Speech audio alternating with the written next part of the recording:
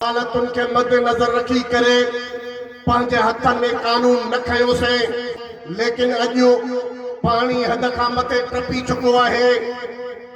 असांजो सबर लबरेज़ थी चुको आहे ऐं असां खां वधीक हाणे सब्र जी तवक्को न रखो। तव्हांखे वाज़े तौर ते ॿुधाइण चाहियूं था पिया, हिन मुल्क जे अंदरि अंधे कानून खे जारी रखियो, जंगल जे उन कानून में रही करे तो पंहिंजी तारीख़ खे वरी वर्जायो।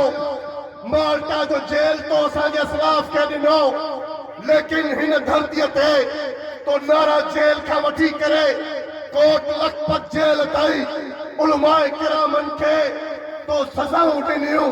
ही किथां जो इंसाफ़ आहे त धरती धड़ियुनि खे जिन धरतीअ जी आज़ादीअ लाइ जिदोजहद कई उन्हनि खे त जेल भेड़ू कयो वियो, लेकिन असां उनखे ॿुधाइण चाहियूं था पिया त असां हमेशह पुरअमन रस्तो वरितो आहे। मुल्क जे अंदरि कॾहिं बि हथियार न खयोसीं, बल्कि चौराहनि चौकनि ते बीही करे उन जे ज़रिए असां पे नारा हयासीं, एहतिजाज कयासीं, जलसाई जुलूस कयासीं, लेकिन असांजी आवाज़ खे तो दबायो। सिर्फ़ असांजो आवाज़ हुयो, उन आवाज़ खे बि तो बर्दाश्त न कयो आहे त असांजे मथां बग़ावतुनि जा केस दर्ज कया वञनि था पिया।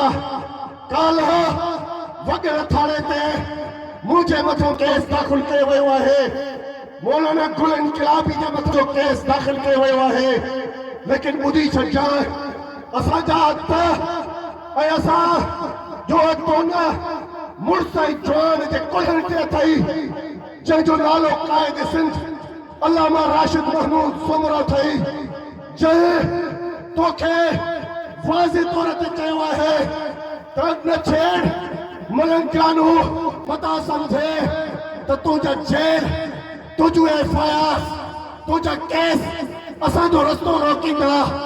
ईअं न आहे, ही जेल असांजे लाइ ठहिया आहिनि। मोहम्मद शाह अमरोटी जो बिस्तरो हमेशह उन सखर सेंट्रल जेल में पियो।